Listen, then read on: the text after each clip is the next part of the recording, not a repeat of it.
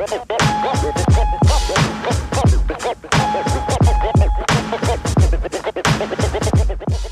this is Pat Ricard, aka Project Pat, and you're listening to the Baltimore Beatdown Podcast, the best Ravens podcast on the planet.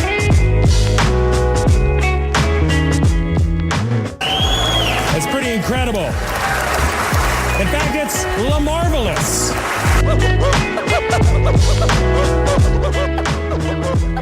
Thank you, guys.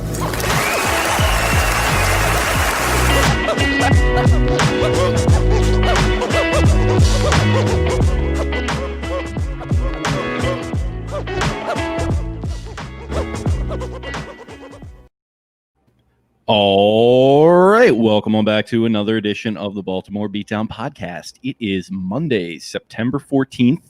My name is Jake Luke. I'm joined by Spencer Schultz. And needless to say, in week one, the Ravens brought the motherfucking ruckus. They brought the noise, baby, like NWA, bring the noise, bass. How low can you go? Freaking Def Jam, literally everything in the world. I was going a little Wu-Tang there, bring the ruckus.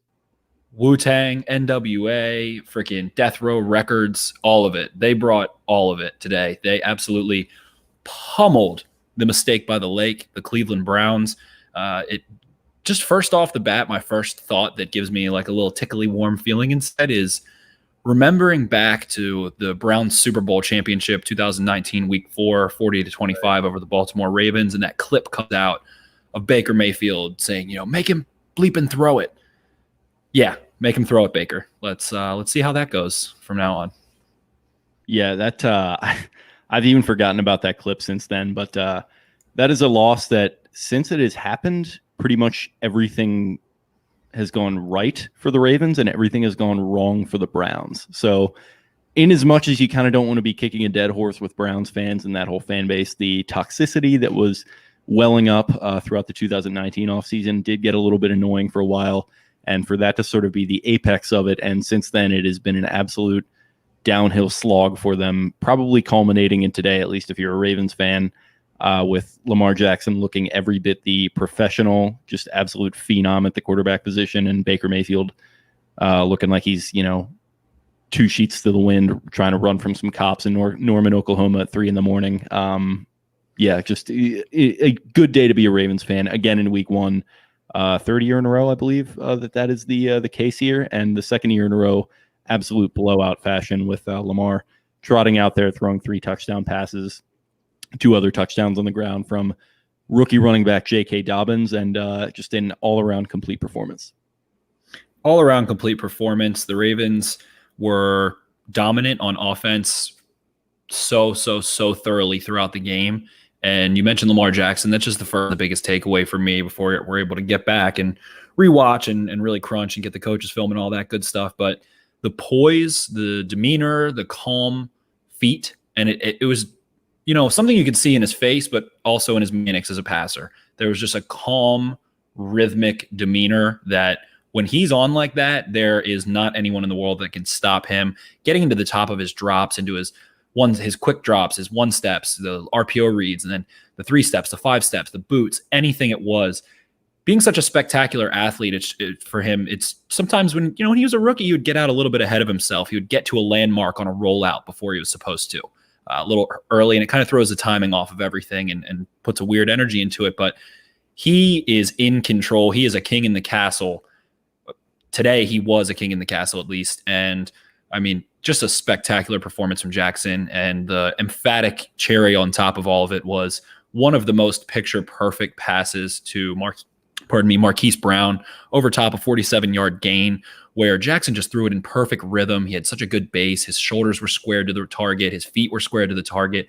Threw it with a little bit of touch, but not too much touch. And God damn, man, he just put it where only Hollywood Brown could get it perfectly in stride. You can't ask for a better throw there. And that was early on in the game, and it really set the tone. And it was just evident from the first snap that Lamar Jackson took that he was going to dominate today. And he did. The Ravens offense did dominate. And defense kind of picked up the pace after the first quarter and then followed suit. Yeah, man. Definitely just all around complete performance. Like I was saying, like you were just saying there, it definitely felt like it started a little bit on defense with that interception by Humphrey there coming off of the Campbell tip, and then just going back the other way with the offense and just marching right down there, downfield and throwing the touchdown strike to Mark Andrews. So I guess we can kind of jump into it. You want to get into some more general thoughts? You want to go into some deep dives? What do you think? Let's go for it. Let's. We got a script here. We can pump that bad boy. Cool. So I guess we can start on the offensive side. So wanted to get your thoughts on this specifically. So I know you kind of had a little bit of a hectic day, but as far as what you saw from the offense, do you think there was a ton different in a good way, maybe a bad way necessarily, that you saw from the way that Greg Roman was kind of running this game? Yeah, they worked the field laterally, and that opened things up in the run game. It opened things up downfield. And if you take a look at next gen stats passing chart for Jackson, I was just taking a glance at it while we're getting queued up there. He threw outside of the hashes to the right side 7 times, 8 times, completed all of them. None of them were over 20 yards, but still, so outside the hashes, outside the number there.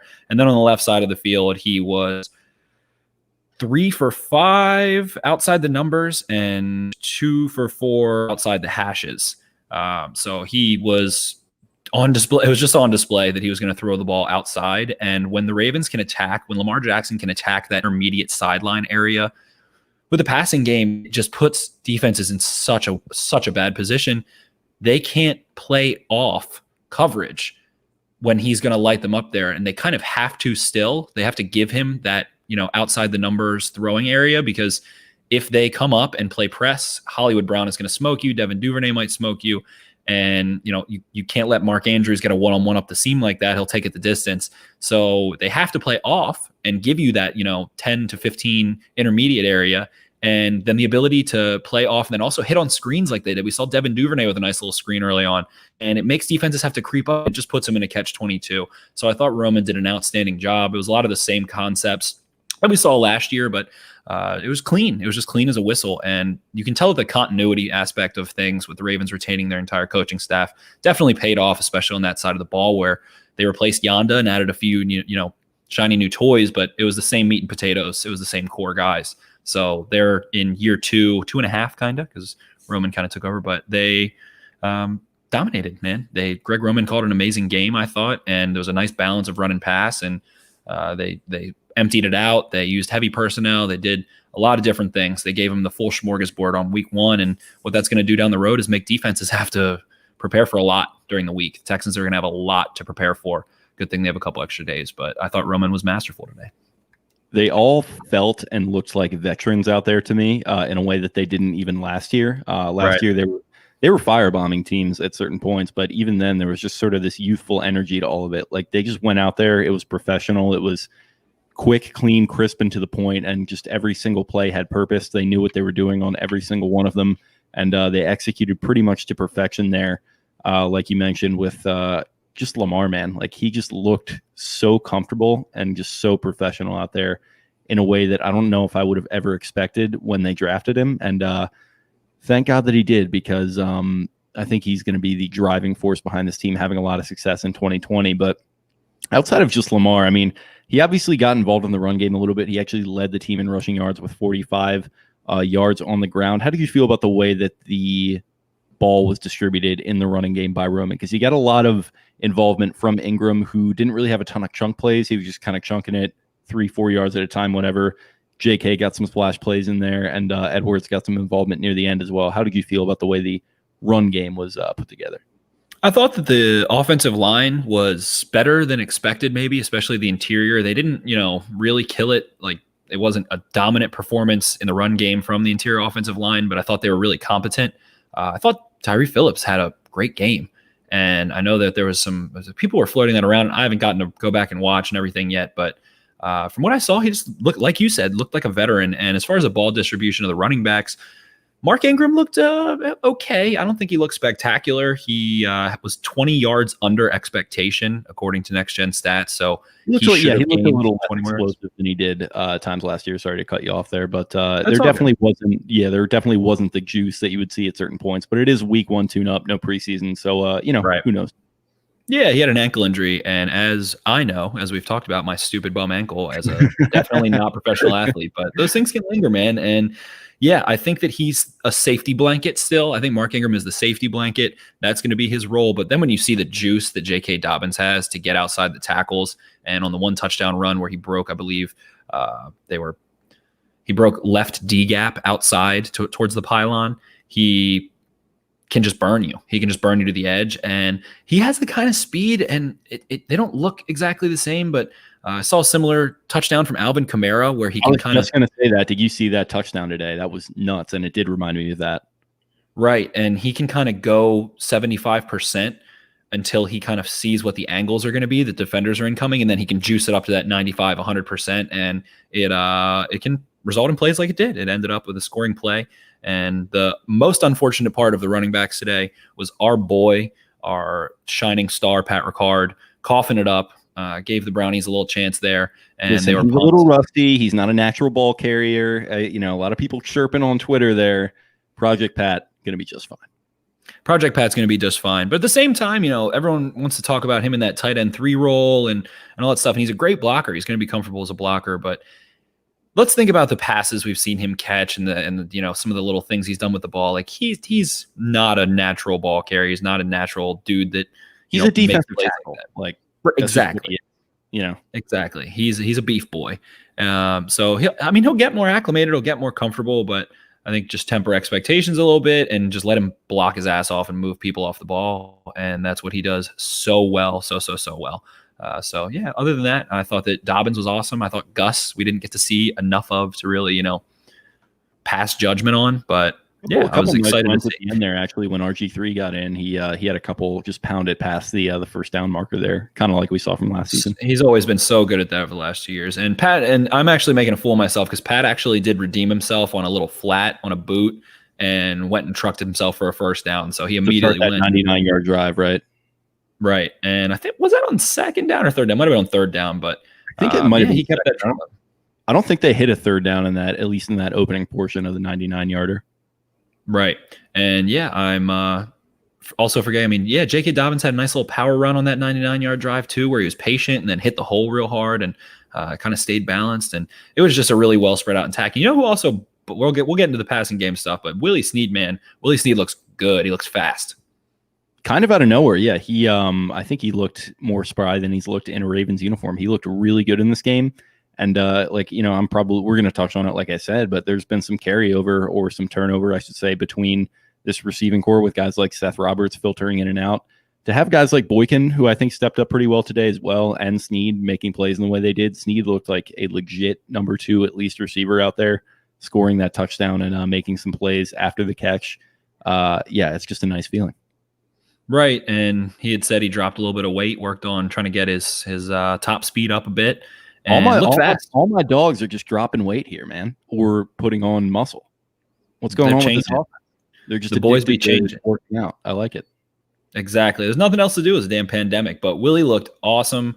Had a couple great catches, couple little catch and run situations and things, and he looked fantastic. I was excited to see it. And he's such an underrated player. His role was that kind of move H-back blocker where he comes in line as kind of a wing and just knocks the snot out of people off the ball. Was great. And he had a catch, I believe, towards the end of the second quarter on that scoring drive where they kind of just flipped the field all of a sudden and were able to sneak it in right before the end of half, but where he just finds soft spots and zones and sits down really well. So he had a nice little snag there as well, and then had the touchdown a little bit later, I believe. He is kind of tight end like in that way, just that way to find the soft spot, get those nice hands catches going. It's always very pretty to watch Willie Snead play good football. I guess in the passing game we can get into it. Who do you think was the most indispensable player? I guess there's probably 2 answers between Hollywood and Andrews, but who would be your guy that you would think would be the most crucial to the game plan moving forward based on what you saw? Has to be. When you phrase it like that, it's like if they didn't have Andrews on this current team, that would be a huge loss, I feel like. But like considering what Hollywood Brown was able to do today, getting open, working with Jackson when the plays kind of broke down a little bit and Jackson bought himself some time, just the threat that he presents with the ability to run routes at full speed and just force people to have to sprint on a dime. It's insane. And he busted out 100 yards in the first half. Like, it was nothing. Like, it was absolutely nothing. Such an easy performance. And it just makes me excited to see them play in some closer, more competitive games where we're going to get to see some, fourth quarter juice. And I feel like Hollywood is just on superstar breakout mode right now. And I can't get enough. Honestly, can't get enough of it. Yeah, over 100 yards, looked jacked out there as well. Made plenty of plays. You had the deep shot to him off the play action early on there. He made a play on that 99-yarder. He made a couple plays on the drive before halftime, I think. So just, a complete player in every sense of the word. We were even saying this around this time last year where it's not just the deep shots. There were some concerns that this guy's just a one-trick pony deep threat. He's got all the routes, man. He's got every club in the bag, and he was hitting bombs today. Absolutely. He was driving 350, Arnold Palmer, freaking Jack. Oh my God, I messed it up. John Daly. That's what I meant to say. Just chilling, a little vodka in his iced tea and lemonade. Yeah. Shout out to John Daly. Actually just had a little bit of a cancer diagnosis there, which is unfortunate. Oh, wow. I did not hear about that. Yeah. Bladder cancer, I think. So not good. Oh my, that's awful. Hate to see it. Hate to hear about it. Wish the best for him for sure. But this passing offense, man, I mean, just some of the level 2 throws, the intermediate throws that Lamar sprinkled over top, and the way that guys were patient. They were just all around. The passing game was just so calm and collected, cool, all that good stuff. They just, like you said, they seemed like veterans. They were so poised the entire time. And Lamar, I mean, the offensive line did okay, especially considering Ronnie Stanley went out, which we'll talk about. But with a lot of pressure, there was a lot of pressure. The Browns got a decent bit of pass rush, got their hands on him a good bit, and he just didn't even come close to getting frustrated and just kept sprinkling those balls. He had the one to Andrews that was holy shit over top, like perfect ball placement. It was like a level 2 throw, like right outside the hash. I think it was in like early third quarter. And they're just on the same page. They know the landmarks. Like there was very few miscommunications as far as, receivers not being in the right spot or Lamar thinking they were going to go somewhere else. So they just seemed like a well-oiled machine. Obviously, we're going to say that after an absolute blowout where they just ramsacked the Browns. But it's a scary sight for the Texans who just had to deal with Patrick Mahomes. Yeah, we got Deuce 1042 in the comments saying he thinks Cleveland defended the run well. I kind of agree with that, and it also kind of circles back to that point you just made about how you just didn't get flustered. I think, in fact, on the plays where you would think a young player would get flustered, he would come back on the next play and make it even bigger one. Lamar, that is. He's just dropping dimes. Like, you really don't see, like, you look at some of those plays in the Ram game last year, it's a lot of wide open stuff, right? Like it's, you can credit Roman for scheming guys open on, a lot of these types of plays. Same thing with that Miami game where, he's going bonkers and he's throwing for all these yards. But to some degree, there is an extent where guys are just getting open via design. I don't think that was the case today. And we're going to get into it. Might as well just bring it up right now. I think this is maybe his most impressive passing performance. The way that he was just hitting guys on the money with defenders draped over them, going up, back shoulder, making catches, just putting the ball right where it needed to be. That touchdown to Snead I thought was beautiful. Just dropped it in the bucket over a guy. I have not seen him throw the ball like that, I don't think. No, it was his mechanics, his footwork, his base, like I said, the rhythm that he was throwing in, we haven't seen that yet. And he's had crazy passing performances with a couple perfect passer ratings and 5 touchdown games he had and all that stuff. But yeah, it's a weird benchmark. This was different level. This was, I'm not going to lie to you. I feel like he watched a lot of Mahomes and what Mahomes does to stay calm while kind of in chaos. And it felt like that control where he could just snipe anywhere at any time, could hit any spot on the field because he was so sound fundamentally. And Mahomes does some different things that he obviously can contort his body and throw off base and stuff a little better than Lamar, a lot better than Lamar. But just the way he was able to manipulate angles in the backfield and take his time. And he could have scrambled so many times. There were so many little rollouts where he just escaped the pocket and then just chilled. Nice little slow jog, probably running 8 miles an hour. And then just found someone and sniped him. And it was on point. I mean, there was a point where he didn't make a bad throw. And everyone's like, oh, the Andrews throw in the end zone. That was sick. Andrews pawed that with one hand because he didn't feel like using his other hand. Like he easily could put I'll listen to that take that was actually a bad throw. I love it. Yeah, it's just I love Twitter. I fucking love NFL fans, man. I would pay so much money for Twitter if they asked me to. Yeah, it's literally the best. It really is. But It was a bad throw. What the fuck are you talking about? yeah, it was a bad throw to a 6'5" tight end that he has thrown a billion touchdowns to already. We saw Torrey Smith tweet out. He was like, Mark Andrews might score 100 touchdowns this season. It's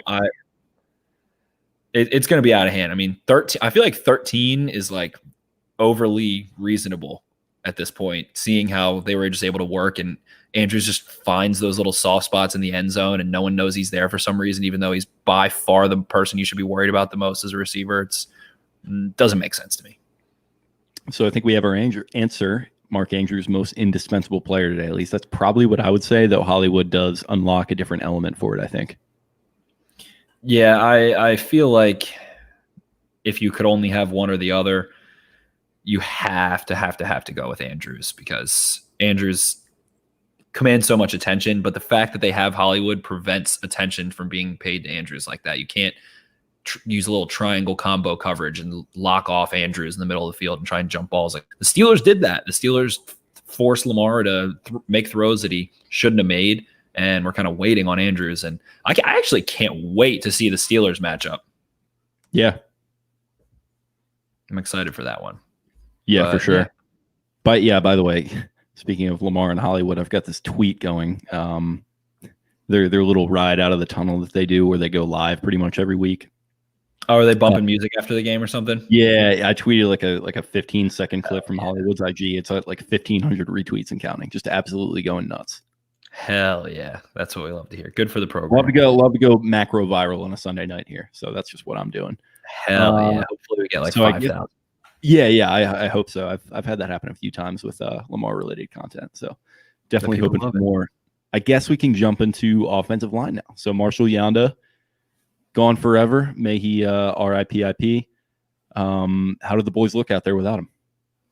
I thought they looked calm. I thought they didn't, I don't think they dominated. I thought the Browns did get pressure. I want to say consistently, but it wasn't ever like there weren't drives. There wasn't a period of time where it was like 2-3 positions where the Browns were just getting pressure, but they did get some pressure. I wasn't able perimeter pressure. It looked like, I think at certain points off the edges. I haven't really been able to look and diagnose that. We'll get into that later this week. But I thought they held up well. I was really focusing on Terry Phillips for the most part, just because I was so curious.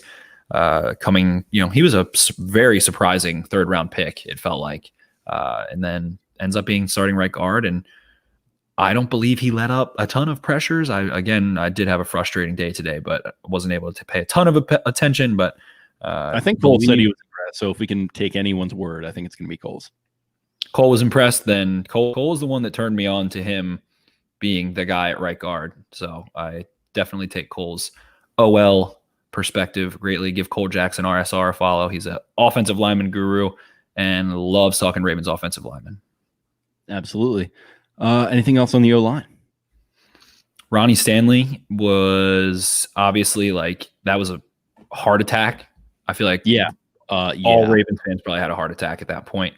Seeing him roll around on the ground and stuff, and ends up being the damn ankle.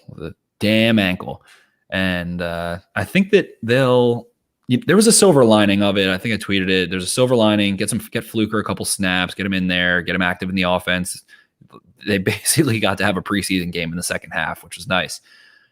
Of course, it would suck for Ronnie Stanley to be out, terribly for Baltimore. But if he's out for a week or two, it'll be manageable. The Chiefs will probably not be ideal for that with Frank Clark and some of the guys that they have. But I think they said he's good anyway. I think Harb said he just got rolled up on. It's nothing serious. Right. And maybe we see him miss a game, maybe not. Too early to say. So wish him the best. Hope a speedy recovery, all that good stuff. But very, very scary when it happened. It was heart jumping out of my chest. Oh my God. You had a couple of those. You had Humphrey get his ankle or his rib snapped up in a couple players. It's like, what's going on here? Can we relax a little bit? Yeah, I thought it was his bicep at first because his arm he was kind of dangling his arm, and I was like, oh my God, if he tore his bicep, he's done for the year. And it was not ideal. But I thought Anthony Averett came in and everybody just looked super calm. It was very calm overall. The Browns, made some plays on offense, busted out a couple runs. We'll get into that, but overall, I thought Fluker was calm. Everything kind of kept rolling. A couple of injury scares like that. And, there were some penalties on defense, and I didn't hate the penalties. We'll get into that too, but nothing knocked them off their path. Nothing could possibly rattle them today. And, the fumble, the injuries, all that stuff, they just stayed on course, stayed on par. And that's a testament to the coaching staff. And it feels like Harbaugh does so well getting them prepared for the first week, especially in this situation. It was almost an unfair advantage over a new coaching staff and then having the assistant coach of the year last year, the AP assistant coach of the year, and Greg Roman, and the guy who came in third place in Wink Martindale, as well as John Harbaugh, has won a Super Bowl, gone to the playoffs 8 times. And at this point, it's just like unfair. I feel like the Browns will be a much better team later in the year, but got to give a shout out to Harbs getting them ready to play today. Yeah, absolutely. He did a great job. I think there was maybe some trepidation with me as to like, what are these guys going to look like in week one? I'm just always like that. I'm always a little anxious heading into the first game. At the very least, I'm anxious heading into every game, but first game especially. There were jitters with me. There were not jitters with them. They looked ready to go, as opposed to Cleveland. My God, did they not look ready to go? It's kind of sad to watch, honestly. It was sad. Baker didn't throw anything middle intermediate, deep intermediate, wasn't even looking at it. Throws right into Calais Campbell's hands, ends up being a pick on the first drive. And I mean, sure, he made a couple throws throughout the course of the game, but overall, a mess, absolute mess. I was listening to Exit 52 podcast, the Banks and RDT. They just started it. Shout out to those guys. And they were saying, like, in their recap, that like it looked like Odell in particular just didn't even want to be there. And I think that's an astute observation. He looked lost out there. Odell late in the game beat Marcus Peters when it was like 33 to, I can't remember the exact score, but I mean, just won, and Baker threw it 10 yards over his head.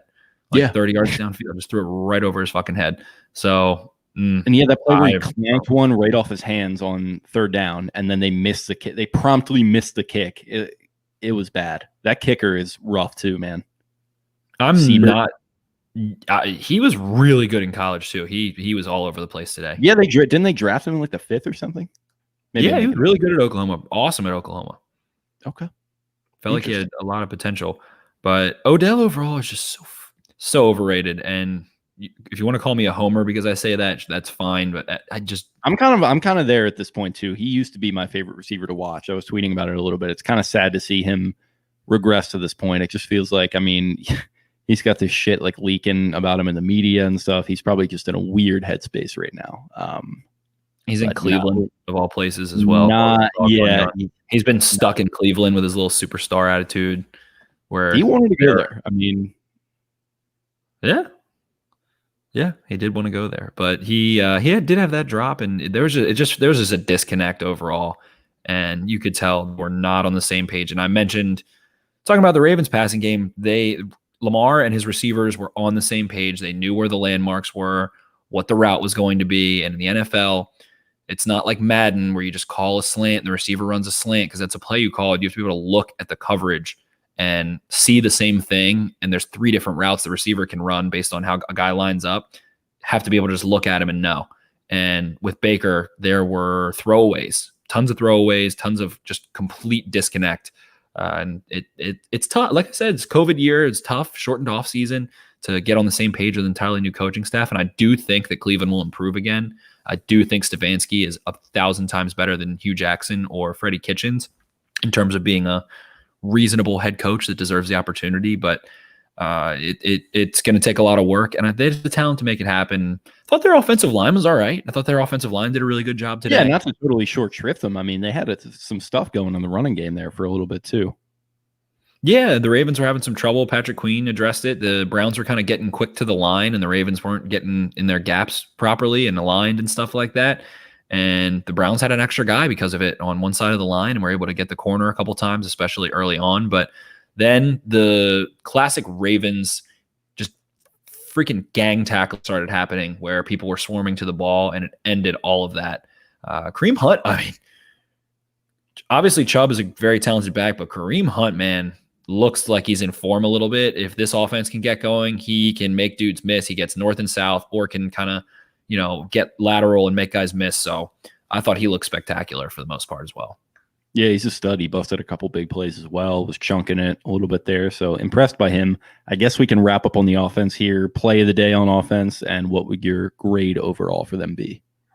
Play of the day on offense for me was Lamar just peppering that Willie Snead touchdown throw. It was between 4 defenders in the tiniest little soft spot, and it had the perfect amount of touch on it. It wasn't a lollipop. It wasn't a beam. It was just perfectly in between. It was 50%, velocity on it. And there were a couple of those throws. I mentioned the Mark Andrews one, but that throw to Snead was just awesome. I thought that he laid it right on and was the epitome of what happened with Jackson's just demeanor and calmness today. Yeah, that's a good one. And what would your grade be? Grade for the offense, I would give them hard to give them anything outside of an A. We'll go with an A minus. We'll go with an A minus. I thought that the run game wasn't quite there enough. I think that it could have been, and I think that Lamar could have ran for a lot more yards if he felt like it. He truly had the choice to if he wanted, and decided, I'm just going to throw the ball because everyone talks shit about me. But I think the run game was, B minus, and the passing game was A plus. Yeah, I'd go A minus as well for the reasons you mentioned there. It just felt like there was maybe an extra gear that they could still unlock in that run game that they weren't totally hitting today. And then obviously the weird kind of play call there with Pat Ricard, you probably got to get knocked there a little bit. Other than that, a very good day for them. My play of the day, probably that second Andrews touchdown right before the half. I think it just pretty much encapsulates what I've loved about this run with Lamar playing against the Browns. Other than the 40-25 Super Bowl, it just feels like he's operating on just like game management, like a different level. Like with the two touchdowns before the half in Cleveland last year, it kind of reminded me of that. The way they just marched down the field, totally managed the clock, hits Andrews for just a textbook score in the middle there. And I think that kind of set the tone for what the rest of the game was going to be going into halftime, and basically just salted it away. We don't have a ton to talk about on special teams. We'll talk the LJ Fort fumble, Tucker a couple kicks, but the clip that Banks had of hearing Tucker, I'm still fucking got it or whatever. He confirmed it too. I'm pretty sure he talks to Tucker because he was like, yeah, confirmed through sources. He literally said, I've still fucking got it in the middle of an empty stadium. He's the most if Matthew McConaughey sang opera and kicked footballs, it would be Justin Tucker. I still fucking got it out there. All right. Exactly. I'm going to come on out here and kick this one back to the... Why do I even practice kicking these damn balls anymore? I just drive my Lincoln. You going to hold the ball for me? Yeah, be a lot cooler if you did. Yeah, get down there on one knee, hold that ball, and we'll put this here ball over them their mountains. Just working with the city, man. Just trying to put money in my pocket. All right, so I guess that's Kyle Justin Tucker or Matthew McConaughey for you. It was just the same person, literally the same human being. All right, so I guess that's all we got on offense, and we can switch over to the defensive side of the ball here. So plenty of new faces. Go ahead. I was just going to say tackling was very sloppy to start, but go ahead. That's all I had to say. Go ahead. Yeah, I mean, we'll get into it. I mean, plenty of new faces. That's probably part of why it wasn't all the way there, just because these guys are probably still gelling a little bit. But of all the guys to choose from, new player-wise, on Wink Martindale's side of the ball, who were you most impressed by? Because there are a couple to choose from here. Most impressed is going to be a weird answer. I was impressed with Calais Campbell, but I know Calais Campbell is an elite defender. New additions overall, I have to go with Malik Harrison. He looked so calm. I'm going to keep saying this word calm because everybody on the entire Ravens team, but he had such a good understanding of where they were trying to throw the ball, where the receivers were going to break, what was happening in front of him. He wasn't one of those rookie linebackers who was trying to play too fast, was overrunning plays, and in the passing game is like scanning left, scanning right, has no idea there's someone running a dig 3 yards behind him. He knew he had great awareness and instincts on the field in terms of what the Browns wanted to do, and it was so impressive because I was so high on Malik Harrison. Who've been listening to this podcast since draft season, so high on Malik Harrison. I had a first round grade on Malik Harrison, and I was really nervous about that because sometimes guys just get in their own head and play too fast jumpy. They get jumpy and anxious, especially at the linebacker position. And I was worried that might happen with him a little bit.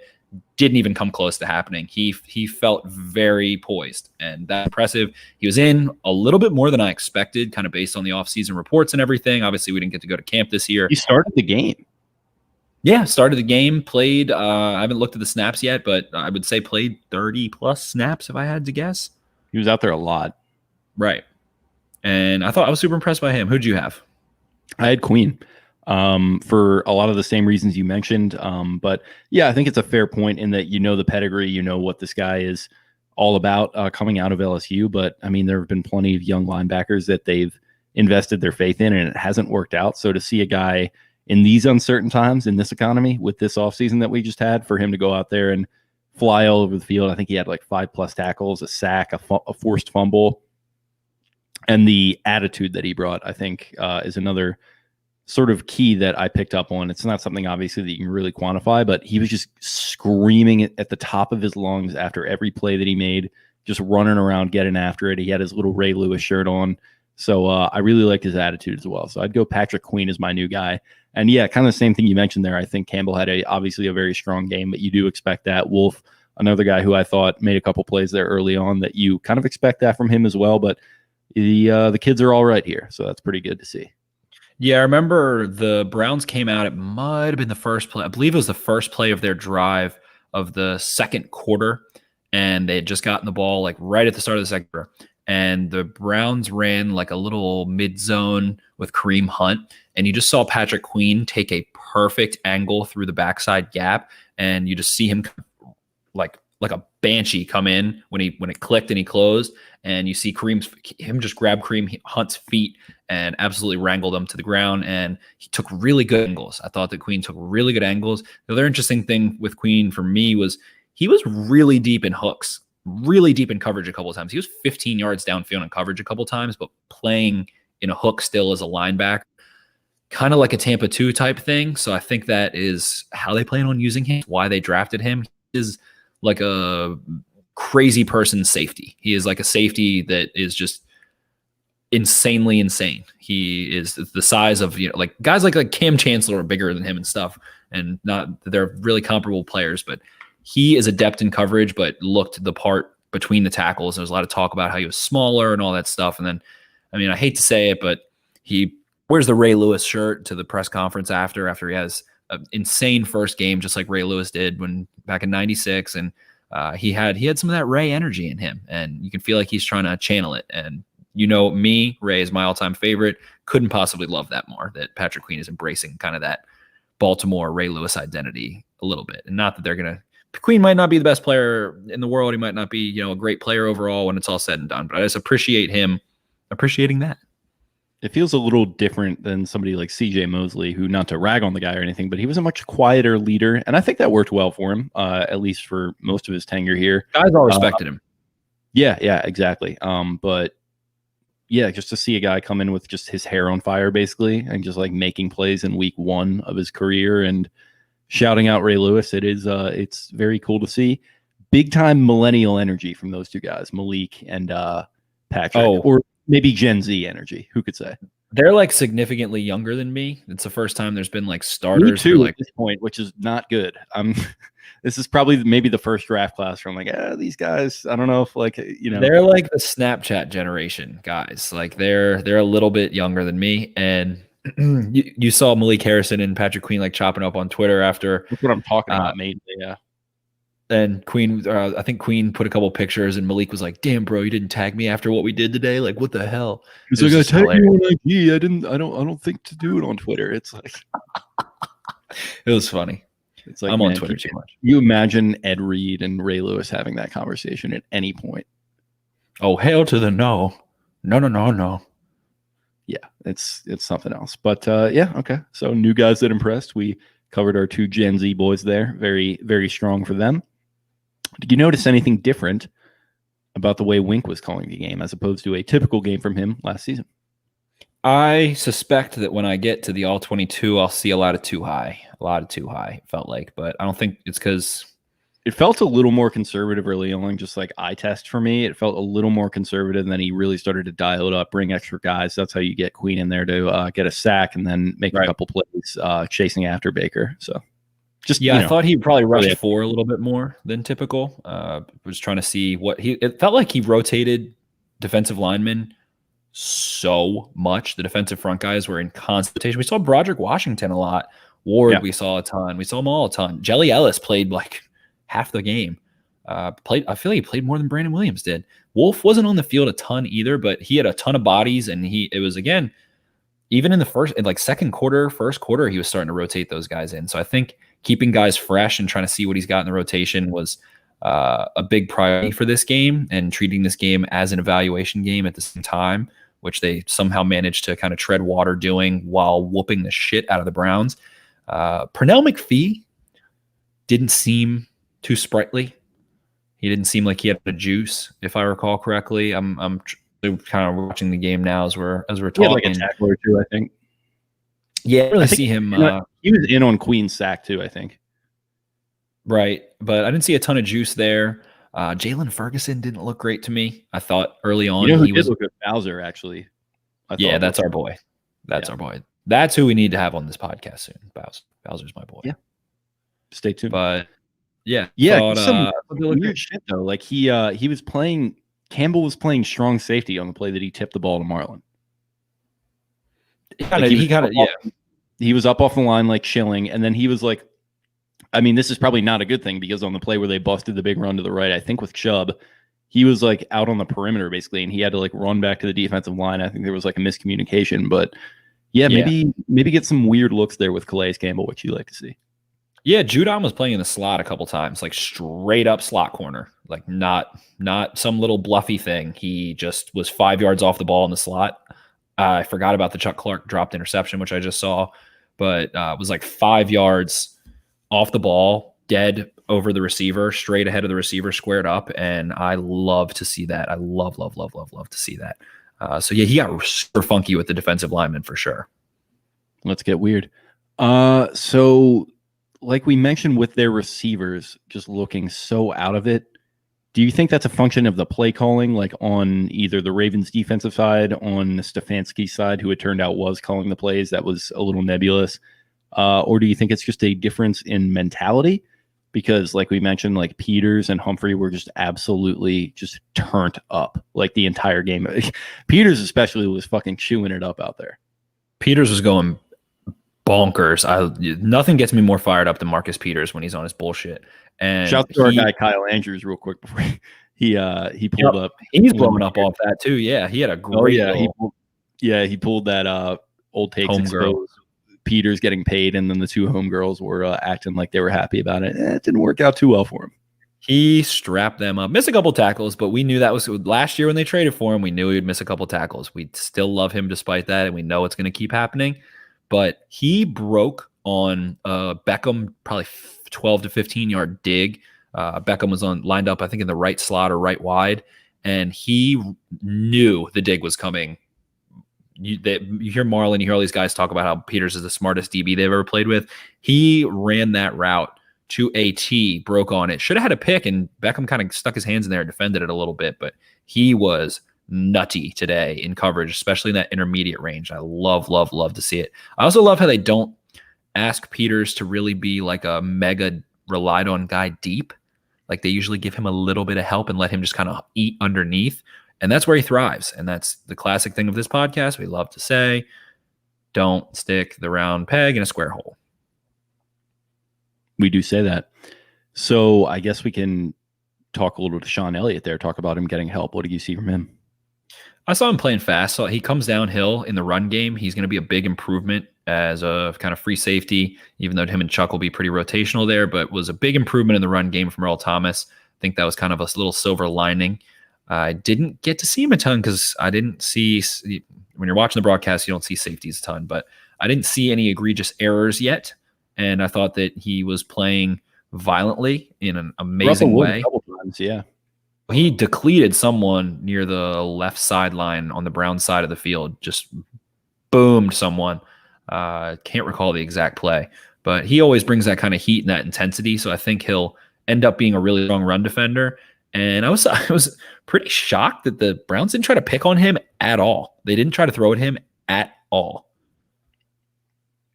Yeah, I felt like that was kind of ripe to happen at some point, and it just didn't really, like, just no deep shots from them, really. I was expecting that at some point with the speed that they got at wide receiver and the fact that they were running the ball pretty well there, and Stefanski likes to go ahead and go to that play action and do those crossers deep. Did not see that at all, like you mentioned, and felt like it would have been maybe smart to try Deshaun Elliott, barely ever played in the NFL, with like Odell Beckham, for example, but I'm just spitballing. Right. Who played really well for the Browns was Joku. He did, yeah. He had the touchdown. He was making some plays out there. Almost was not on this team, so good for him. Right. He looked mega athletic. Looked like he was in his best shape that I've seen him in. Moss. He's already got a banging bod too. That guy is rocked up. He's fucking definitely Herculean. But who do he climb the ladder on? Tavon? Well, yeah, it was Tavon. Tavon. That was a mismatch. Even just watching. I mean, yeah. Yeah, that was something. I don't know how they got matched up, but he absolutely mossed him. He still had to make a great catch. Like Tavon was in his grill. Tavon didn't do anything wrong. Joku just did something right. He's a good player. I mean, they should try to find a way to figure it out with him, because him and Hooper together could be pretty nasty. Right, and they have who's the tight end? Seals Jones, like that, someone like that. They had they got the guy Harrison Bryant. Yeah, Harrison Bryant. Yeah. Yeah, so I think that's what they need to steer in, and they just they did the same thing that the freaking Freddie Kitchens Browns did. Like, second Browns were down 17-6 towards the end of the second quarter before the Ravens got the ball back at the end.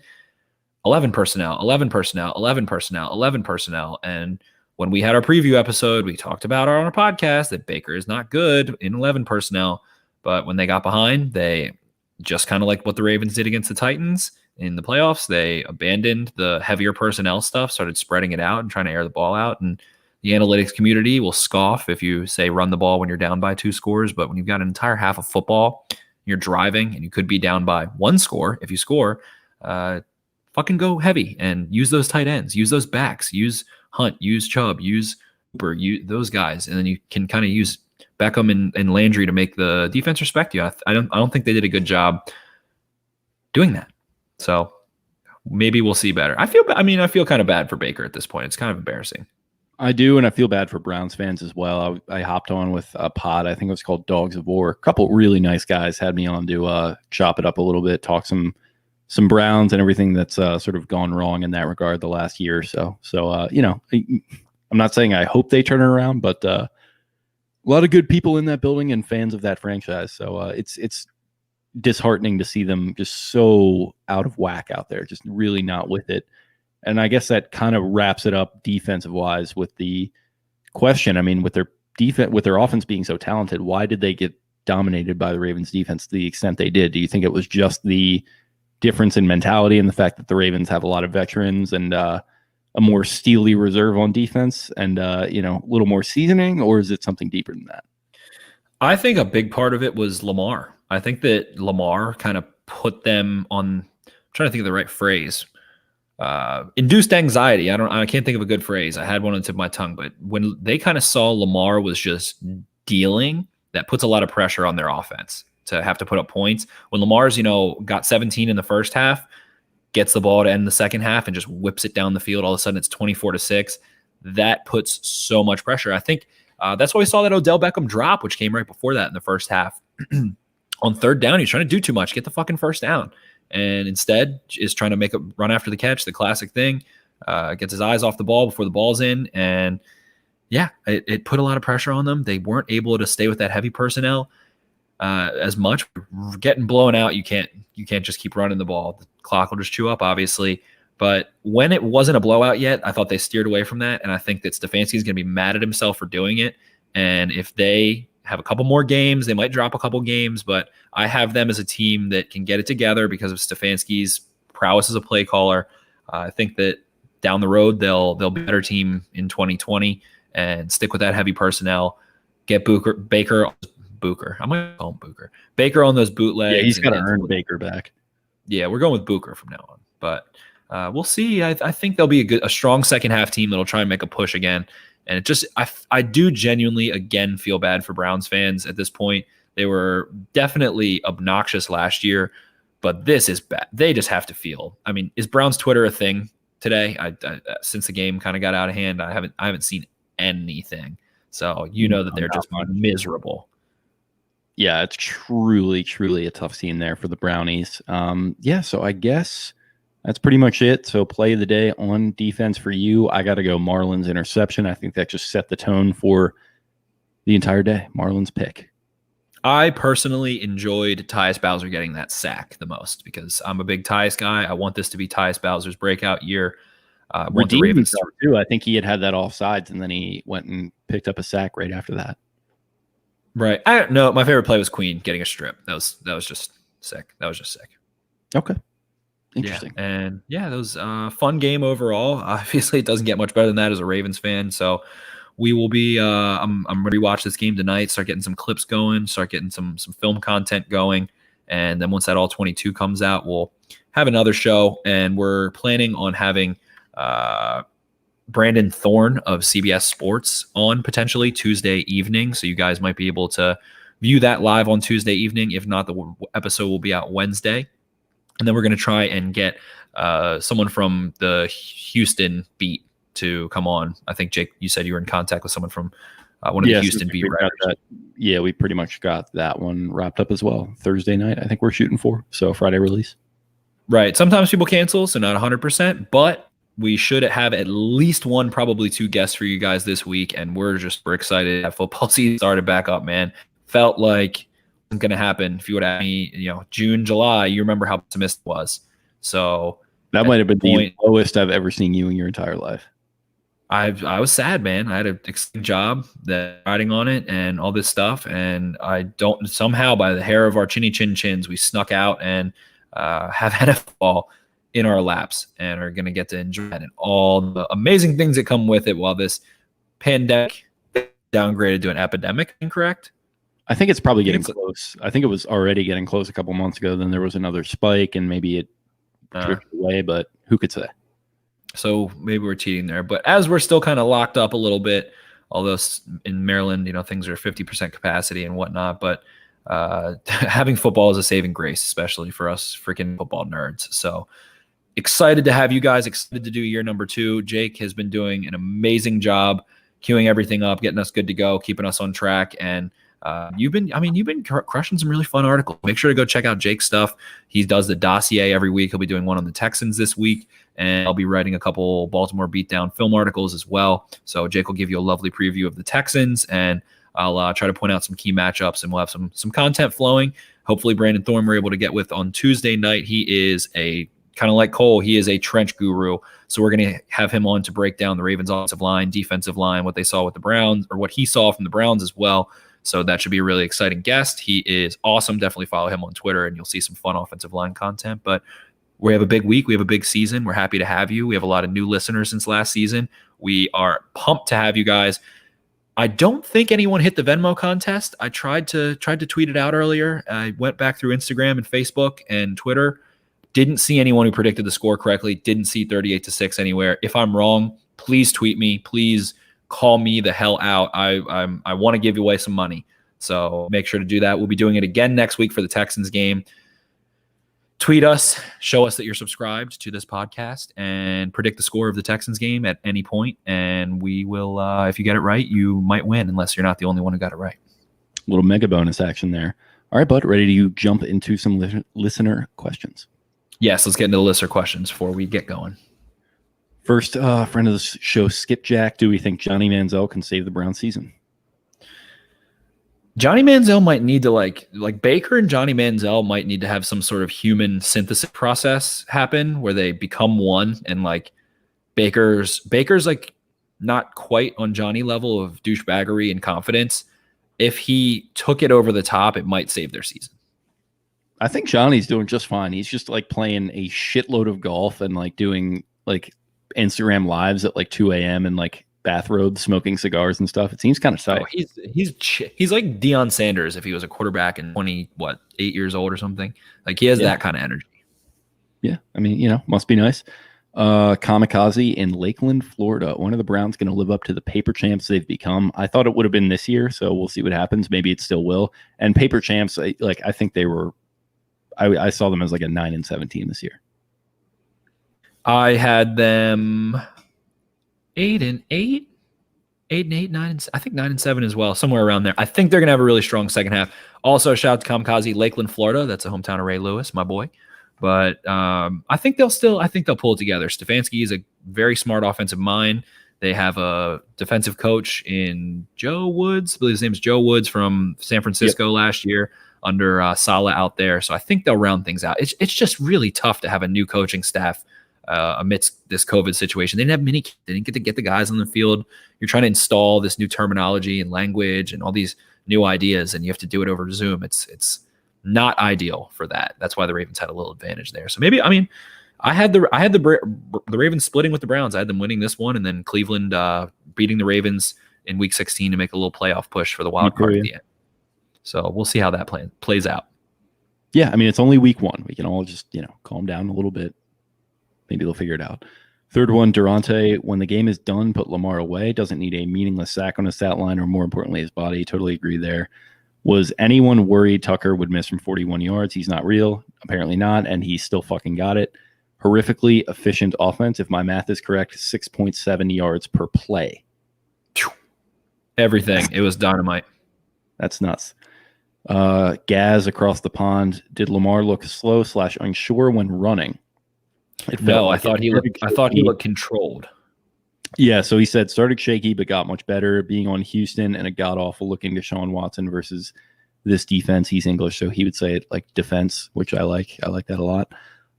So I would say, did he look unsure when running? I think he is at a point now where he very much wants to not even he wants to prove that he's a passer. He just is a pocket passing quarterback at this point, or at least he sees himself that way. So that's kind of where he's at. He's not looking to run as much. So maybe he's at a position where it's not going to be the same. And like I mentioned, the physicality with him, this is in my stray observations that I wrote down. He just looks physically imposing out there, in a way that I've never seen him look. Maybe it's just the weight that he put on. Maybe he's just carrying more metaphysical weight as an MVP, and I'm just seeing him a little bit differently, but he looked like an absolute unit out there. Yeah, he looks more sturdy for sure, the way he runs and kind of uses that little stiff arm. He's always kind of had that little slap stiff arm, but I don't think he looked unsure. I thought he looked really in control. I thought he got to the boundary. He had one really tiny little either read option scramble, and he just diamonds on me danced on 3 Browns right on the sideline real quickly with one of those little hezzies he does. And I think he was just, one where he was just so casual about it. He just kind of stopped. And he shook the shoes off of 3 people, and it was nothing. He didn't even care. The craziest part of the entire thing was when he threw that first touchdown to Mark Andrews. He didn't even care. He expected to throw that touchdown. He expected to score. He expected to blow the Browns out. He expected to laugh at everyone again. After last year, he said, not bad for a running back. Now it's I'm the fucking MVP, bitch. Say what you want. I'm going to dominate. It didn't feel like the same. I guess what I mean with the imposing thing is it doesn't feel like the same youthful energy where he's just kind of right out there smiling, having a good time. He wanted to go out there and rip some throats out. Yeah, just shove it down poor Sheldon Richardson's throat there, and his little Aaron Rodgers comment. Interesting. It's he's Cobra. Lamar is officially Cobra Kai. Oh yeah, he's what's the thing that you were saying? The Super Saiyan or whatever. Super Saiyan. I don't even think he went Super Saiyan today. He was too chill. He was too chill to go Super Saiyan. He didn't have to elevate above anything. He just, like you said, ripped throats out mercilessly. So I was excited to see that veteran kind of savvy that you were talking about, that calm demeanor, veteran savvy, all those good things. So that got me juiced up to see he was chilling. He was chilling and dismantled the Browns in every way. Behind the line of scrimmage, navigating the pocket, embarrassed them. Every time they got pressure for the most part, embarrassed them. Sprayed the ball over top, found holes in their coverage, beat them deep, threw to the outside. Anything and everything he could possibly do, he did today. So it was just he's not human. He's not human. He is the Terminator. Yeah, speaking of that's the energy that he had. He had the Terminator energy. Yeah, he's Robert Patrick, just like turning into liquid, running through walls and shit, and like chasing after a young John Connor. But I guess before we move on from the scrambling, Eric wants to know thoughts on the pitch to Ingram. Little Reggie Bush energy there when he was scrambling to the left. He faked the pitch initially, right then on the sideline, right? Yeah, then ran, and then he just like tossed it to Ingram, who couldn't fully secure it, but then he wound up coming down with it ultimately. So I personally love that kind of shit. I think it's as a football fan, I do not love that shit. Yeah, like I endorsed it when fucking Josh Allen did it, and he almost cost that's what I was thinking of. I'm so happy you said it. Yeah, it was sick. Like I love that stuff. When Josh Allen just two-hand like grandma pitched the ball in the playoffs over his head, and somehow he just like tossed it up. Like it's just pure survival instinct. It's like I'm gonna win this game no matter what, and I might cost my team in the process of doing it, but I'm just gonna do everything I think I need to do. Right. So that was. Yes, we need that kind of energy. That's what makes it fun. It's the Deion Sanders, Ed Reed lateral. Like it's that kind of stuff. That's just fun to watch, no matter who you are. Oh, this is a good Frosty Boy, by the way. Shipyard. What are you drinking? Little Shipyard Pumpkinhead. Ooh, it's good. Little fall beer. Have you made the rotation to fall yet? Fall beers? No, I still had Flying Dog deck beer. I've been drinking that still. Okay. Interesting. The blue cans. Naturally, Cats isn't it crazy? It's Willie Snead 4 generations of the name Willie Snead. Isn't that something? It really is. I feel like it'll go on for a long time. Willie Snead the 5th. Can you imagine? Willie Asante Samuel Jr., Willie Snead the 5th.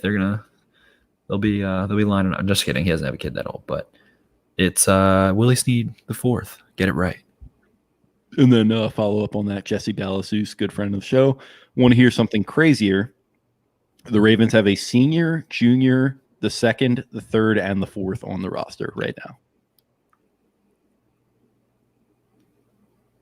That's pretty tight. That's wild, man. I can't believe that we didn't realize that. Who said that? Jesse. Oh, yeah, boy Jesse. Orioles Jesse. Yeah. Yeah, that's such an astute observation. I can't believe when he tweeted that, I was like, this is too much for me. That's senior. Cool. Who's the senior? Is it Anthony Levine? Anthony Levine, junior. Who's junior? Junior. Is it Ingram? Because his dad played. Ingram right? senior, right? I thought Ingram was senior. I thought it was. I thought Ingram was because wasn't his dad in the NFL and also named Mark Ingram? Mark Valentino Ingram Jr. So maybe it is Mark Ingram Jr. Yes. Okay. 2 then is we have Prochet. RG3. James Prochet 2. I like that a lot. He's like the sequel. Yeah. He doesn't. I didn't think about that. The fact that he's not junior. Orlando Brown is the junior as well. Okay. Yep. Orlando Brown, and then RG3 obviously, and then Willie Snead 4. If there is a 5, I'm going to search the SIS database and try and find a 5th, see, and then I'm going to like pretend like they're amazing and see if I can somehow finagle the Ravens to get them in for a workout. That'd be good. That'd be very good. Matt, our good friend Matt, how do I erase this picture from my phone? It's the Baker child molester picture. The Home Alone one with the trench coat, is that what he's saying? Yeah, it's just a mega tough scene. I literally just get physically uncomfortable whenever I see it.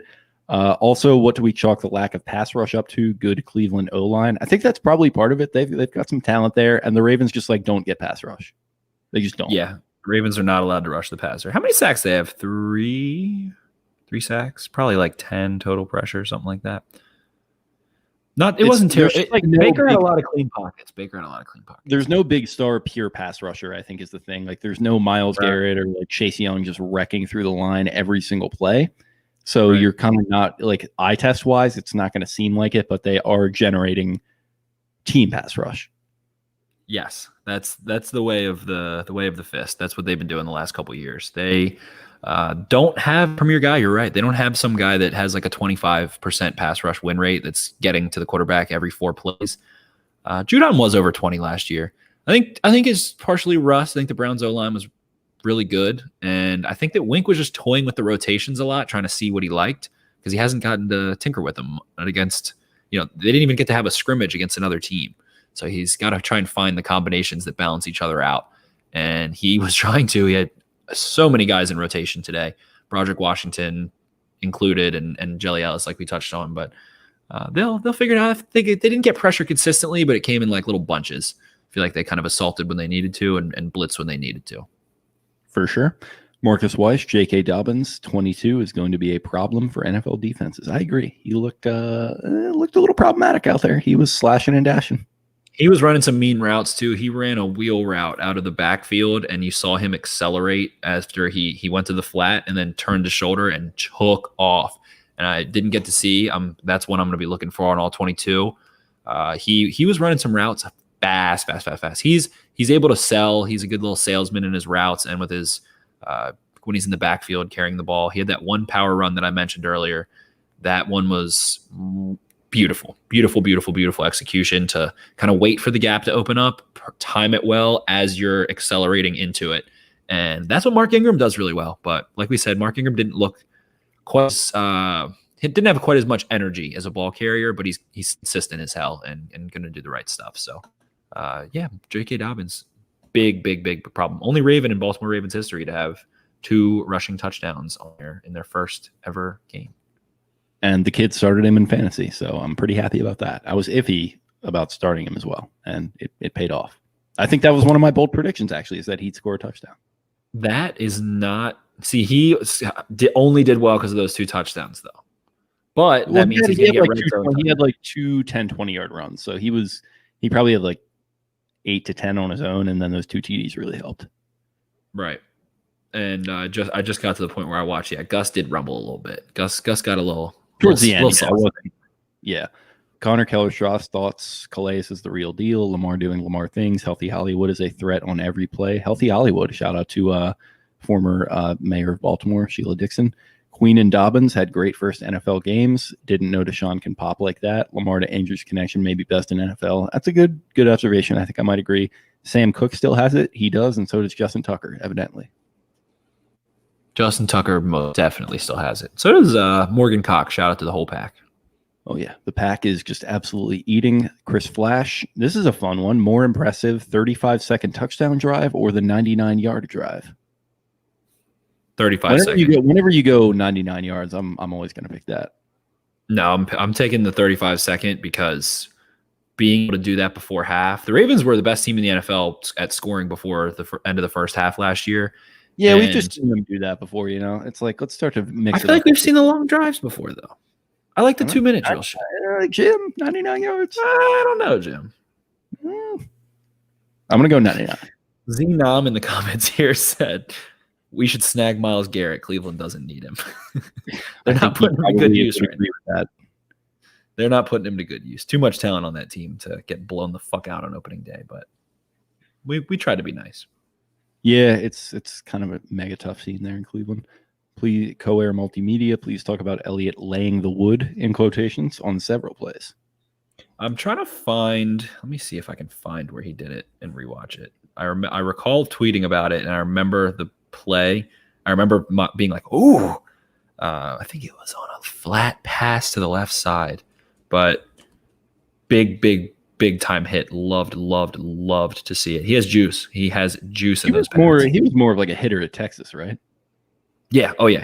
He did a lot of people called him a strong safety after he played Texas, but he had like 4 interceptions in single high. So I don't know why people said that so much. A little strange there, but I thought that he played well, and I'm gonna be looking at him under a microscope this week. So I'm gonna go back and rewatch and grill the hell out of him. He's also the up back on punts. Guarantee he ends up with a first. Him or Anthony Levine will end up with a first down run in the next 2 weeks. On the old fake. RNG fodder, Ronnie Stanley. I presume he was held out. It was a blowout. Fluker played well when called upon, but the offense needs Stanley. I agree, and there was some potent anxiety when he did leave the game for multiple reasons. Fluker, I thought he held up well, though. They sent the house at him, I think, like right when he first got in there, and he held up in time for Lamar to throw, I think, a first down or a touchdown pass or something down there in the red zone. So, Fluker, he's going to be a strong, versatile piece on this offensive line, but you do need Stanley to be healthy. That's for sure. Sounds like he's going to be okay. Yeah, I think he'll be okay, and maybe he could have gone, but there was just because there was a benefit to having Fluker play, there's just no reason to play Ronnie Stanley there.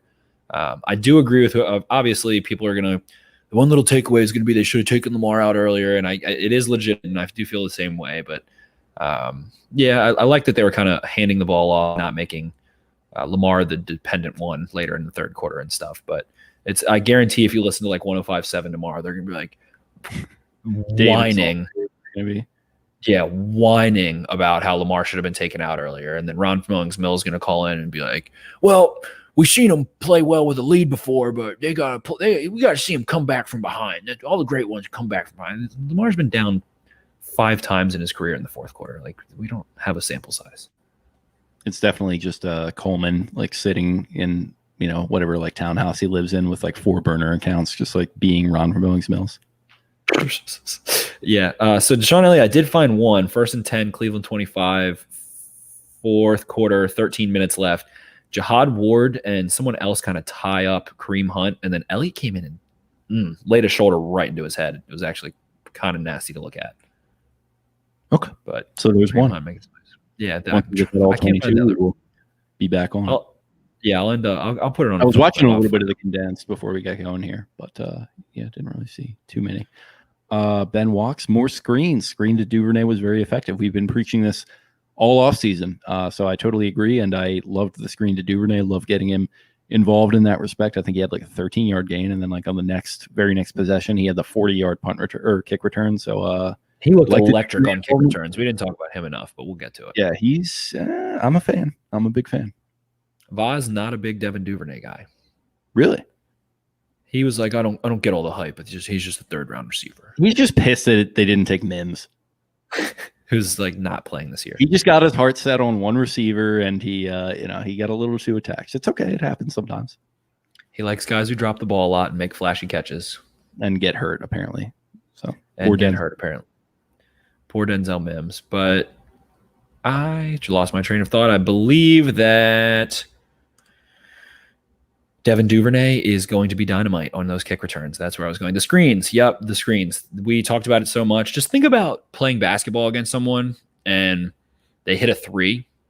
It's kind of like someone who can hit a 3. Like if you give them cushion, if you play with cushion on the outside and they make you pay with a screen, or if someone hits a 3, then you have to go get in their face. And then once you get in their face, they can blow by you. And in football, that's a deep ball. So it's just the same kind of principles of football as it is in basketball. If you make them walk up and guard you out on the perimeter, then it gives you the opportunity to run right by them. So having someone like Duvernay that feels so smooth on those screens, and it was just good to see him look the same way he did at Texas. Didn't feel like there was nervous energy or anything. And then he's a low-key brick shithouse. So broke a couple tackles on that some kick returns, and he's going to be a fun little toy. I think he's going to be a great Willie Snead replacement eventually. I like that. Yeah, that does seem like a good comp. Finally, Brian, without preseason, the rookies balled out. I agree. Multiple rookies really showing out today. This is looking like a strong class. Definitely. So many guys getting snaps early. I mean, Harrison started, Queen started, Phillips started, Washington got time, Duvernay was in the rotation. And is that it? Was there any other Crochet was doing punt returns. Crochet was the punt returner, so he's a starting, contributor. JK, especially JK, yeah, of course. I completely forgot about JK. Their entire class, except for Bredesen, Washington was in rotation. So their entire class, other than Bredesen, Stone, and Matabuke, were on the field playing a lot in week 1. That's crazy. And in a blowout on a team that just went 14-2. So have to give credit to the Ravens coaching staff for getting those guys up to speed in this COVID situation. So hopefully they're able to make those plays. And the thing with rookies, though, it's like kind of like in the MLB where a pitcher gets called up and they just like have 9 strikeouts in 6 innings and look electric. Like then you get a little tape on them. You start to pick them up. Like they're gonna have some speed bumps. All these guys are gonna have speed bumps. Let's be realistic. But today they were spectacular. Absolutely. All right, bud. Anything else on week 1? Week 1 was amazing. Again, Jake and I will have some fun stuff coming out on BaltimoreBeatdown.com. We're still doing Venmo giveaways. Show us that you subscribe with a screenshot and predict the score of the Texans game correctly, and you could win $50 little Venmo or Cash App from yours truly and the boys at the Baltimore Beatdown podcast. So we are excited for football to start. We're excited to have you. Please share this podcast with your friends.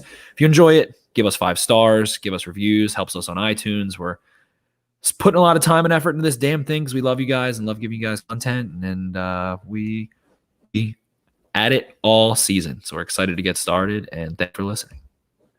Yep, we really do appreciate it. You guys can follow the show on social at Podcast Beatdown, starting to blow back up now with the season starting back up. My personal Twitter starting to blow up a little bit too. It's good. I'm trying to grow that. So follow me at Jake Luke. That's LOUQUE. You follow Spencer at Ravens4Dummies. That's the number 4 in the middle there. Also follow at Be More Beatdown.